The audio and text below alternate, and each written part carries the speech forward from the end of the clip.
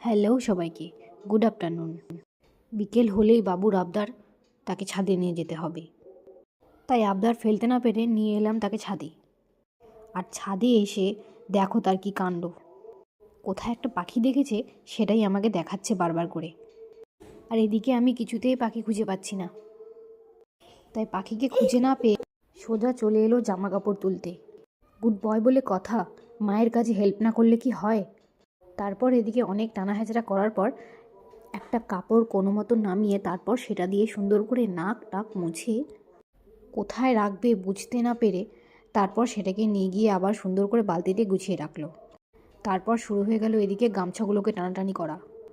যাই হোক, গামছাগুলোকে অনেক কষ্টে নামিয়ে তারপর আবার সুন্দর করে সেটা বালতিতে গিয়ে রাখছে।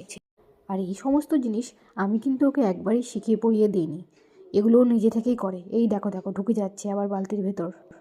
যাই হোক, কাপড় তোলা কমপ্লিট, এবারে গাছে জল দেওয়ার পালা। গুটি গুটি পায়ে গিয়ে জল নিয়ে আসছে, আবার কি সুন্দর করে গাছে জল দিচ্ছে, বেশ ভালোই লাগছে দেখতে। তাই আমিও আর কোনো কিছুতে বাধা না দিয়ে এই সমস্ত দৃশ্য উপভোগ করতে করতে তোমাদের সাথেও কিছুটা শেয়ার করলাম।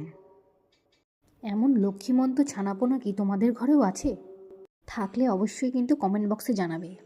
ভগবানের কাছে শুধু একটাই প্রার্থনা করি, আমি যেন আমার সন্তানকে সুশিক্ষা দিয়ে বড় করতে পারি।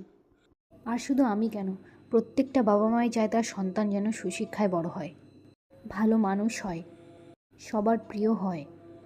আজকের মতো এ পর্যন্তই। ভিডিওটা কেমন লাগলো অবশ্যই কিন্তু জানাবে। Ta-ta, by.